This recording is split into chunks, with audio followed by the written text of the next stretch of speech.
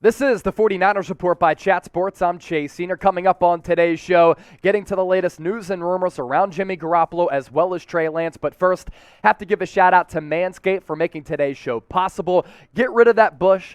Get the best male grooming products by going to manscaped.com/49ers. And when you enter that custom link for the faithful, you will get 20% off and free shipping. A lot of you have procrastinated. You haven't gotten your dads anything for Father's Day. You want to get him something that lasts a long time, that he actually uses and doesn't pick up dust. Manscaped is the answer. That link available in the comment section and the description of this video. So we start off with the latest around Jimmy Garoppolo away from the team throughout offseason activities as he rehabilitates that shoulder injury. He's been away from the facility by the good graces of San Francisco. They've allowed him to rehabilitate in Los Angeles, and his roster spot right now is undetermined. Is he going to be on this team in 2022? Is he going to get traded? Is he going to get cut?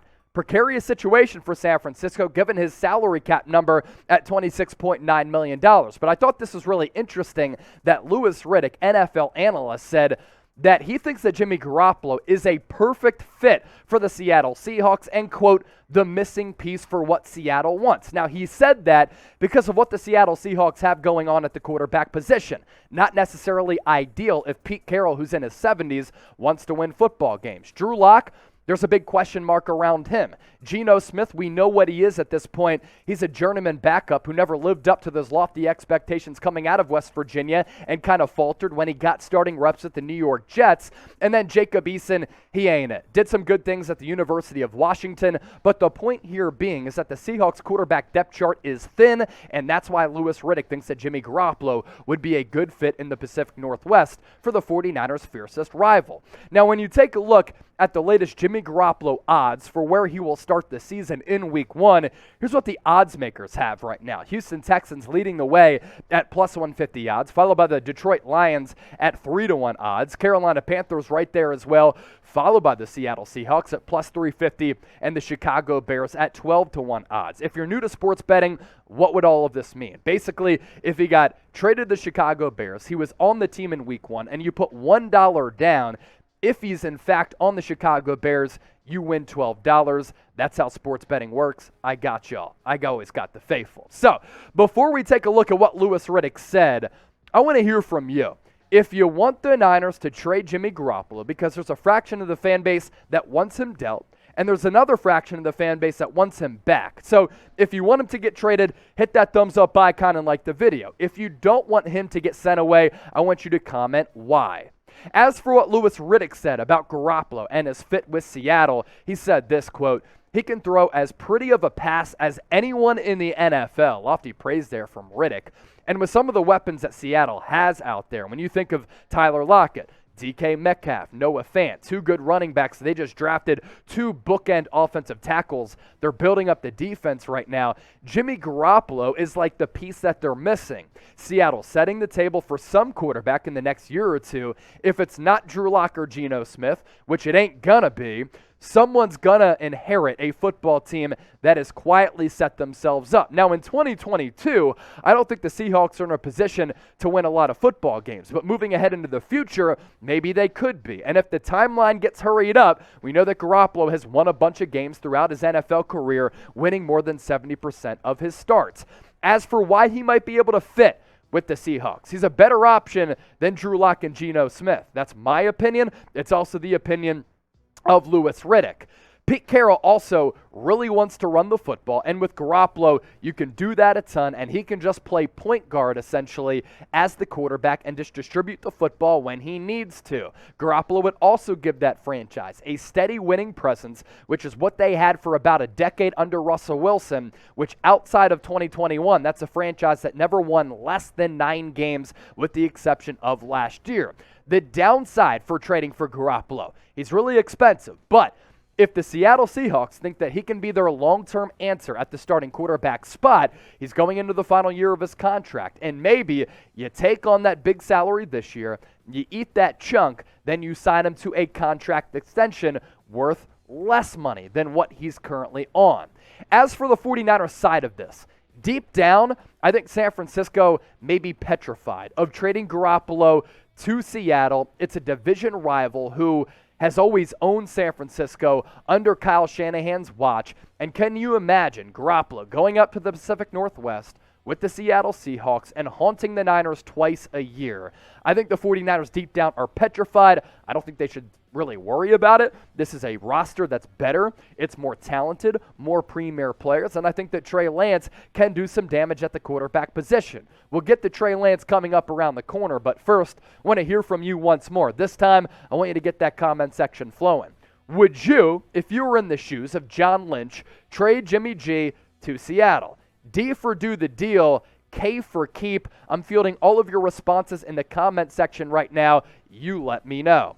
Coming up around the bend on the show, ESPN ranked all of the second-year quarterbacks in the NFL. Where did Trey Lance rank? Also, according to some scouts and executives across the NFL, some heaped praise upon Trey Lance, others calling his mechanics wonky. We'll dive into that coming up right around the corner. First, though, do want to give another shout-out to Manscaped. As I said off the top, Father's Day is coming up on Sunday, and oftentimes we get our dads these gifts that are, of course, thoughtful, but let's be honest. He puts it away in the closet. He never uses it. With Manscaped, he has to use it because of the daily maintenance it requires down there below the nether region. Manscaped.com/49ers. You can get the Platinum Package today, which includes everything that your pops wants. A travel case, the Lawnmower 4.0, ball trimmer. You could also get the nose trimmer, shampoo and conditioner, the boxer briefs, some of the most comfortable that I've ever worn. I displayed them on Monday's show and kind of gave myself a wedgie in the process. Manscaped.com/49ers. Plug in that link, 52% off with the Platinum Package. Get your dad something really nice for Father's Day that he actually uses. I'll put that link in the comment section for you, as well as the description of this video. Okay, now to the much-anticipated news and rumors around Trey Lance. ESPN, led by Jeremy Fowler, ranking all of the sophomore quarterbacks in the NFL. Where did Trey Lance rank? Number 5. Is it disrespectful? Is it not? You can chime in and sound off in the comment section and let me know.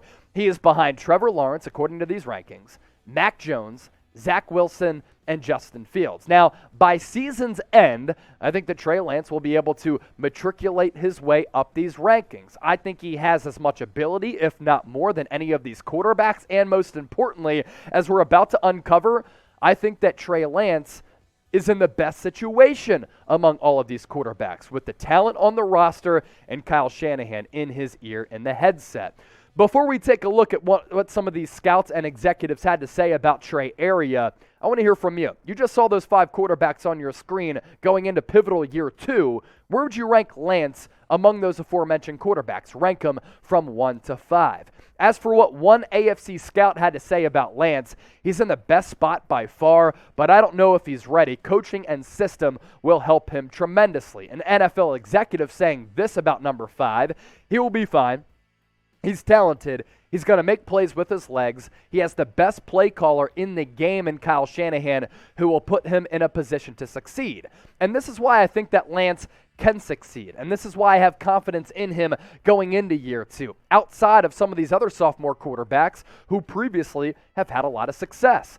Patrick Mahomes, Joe Burrow, Justin Herbert. They were all in pretty ideal situations with good complementary pieces around them. Trey Lance has that with Deebo Samuel, Brandon Ayuk, George Kittle, Jawan Jennings, Danny Gray, Trent Williams, as well as what could be one of the best defenses. Most importantly, though, a very good head coach and a front office that's always willing to spend and willing to surround the quarterback with the necessary talent. So I agree with that sentiment there. One NFC offensive coach said this about Trey: I think they were 100% taking Mac Jones until they saw their fan base overreact. Now, I disagree with that because I don't think that pro teams put feelers out there and they make decisions that are predicated on what the fan base is saying. If that were the case, a lot of these professional organizations would hit that panic button. They would crumble. They would fail. And at the end of the day, that's when head coaches and general managers get fired. I don't think San Francisco tapped into the pulse of the fan base. I think they just realized that Trey Lance's ceiling is unlimited. There's no cap on that. For Mac Jones, there is, and I think we're about to see that in 2022, especially if Joe Judge or Matt Patricia is the damn offensive coordinator for the New England Patriots. An NFC scout on Trey Lance. The throws he makes in flashes are insane. The athleticism and toughness to go along with it are real. He's had time to get his feet wet while observing. I think that always ends up well for the ones with high ceilings like him. And that's what I've always kind of said about Trey Lance. The potential is limitless for Trey. Trust the staff led by Kyle Shanahan, who let go of a couple of coordinators, restocked some of that offensive staff to build around Trey Lance, to make him the future of the franchise, the face of the franchise, and to extract the best out of him. And the supporting cast, as I talked about, going to be pivotal for Trey area going into year 2. All those reasons and his work ethic, him staying in Santa Clara an extra week when he didn't have to put that work in, get in the lab to further work with his teammates, all good signs for Lance moving forward. Last question of the segment, will Lance have a good year this upcoming season? G for good, B for bad. Let me know in the comment section. And thanks for watching today's show.